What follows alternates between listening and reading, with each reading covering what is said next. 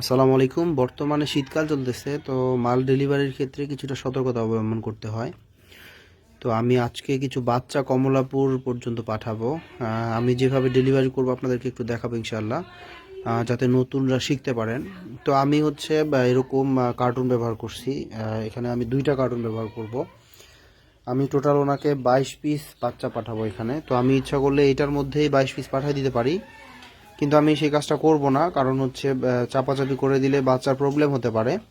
তো যেহেতু আমার কাছ থেকে এক ভাই জিনিসটা নিবে, আমি চাচ্ছি যে যাতে সেফ যতটুকু রাখা যায় ততটুকু নিরাপত্তার স্বার্থে আমি দিতে পারি, সেভাবেই পাঠাবো ইনশাআল্লাহ। তো আমি নিচে হচ্ছে কার্টুন কেটে দিয়ে এরকম করে ব্যবহার করছি, এইভাবে পুরাটাতেই ব্যবহার পরে এই যে এখানে ধানের যে মোটা তুষটা থাকে ওইটা ব্যবহার করছি, যাতে যদি পায়খানা করে বাচ্চারা মল ত্যাগ করে সেক্ষেত্রে যাতে সহজেই রসটা টেনে ফেলে, শুকিয়ে যায়।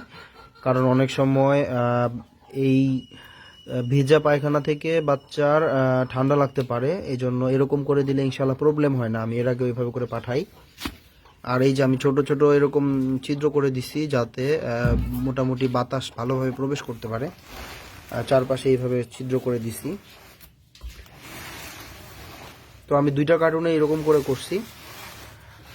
আর কার্টুনের অপর পাশে আমি কিন্তু সুন্দর করে কস ট্যাপ দিয়ে ভালো করে ট্যাপ মারে দিছি, কারণ যাতে নিচটা অনেক তলাটা শক্ত শক্ত থাকে, কারণ অনেক সময় তলা ছিঁড়ে যাইতে পারে চাপ পড়লে।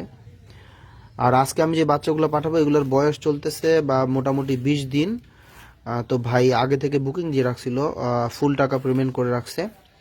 আমি ইনশাল্লাহ আজকে রাত্রে পাঠিয়ে দিব 9টার দিকে, উনি কালকে সকালে পাবে মালটা। তো দোয়া করবেন। ধন্যবাদ সবাইকে। আসসালামু আলাইকুম।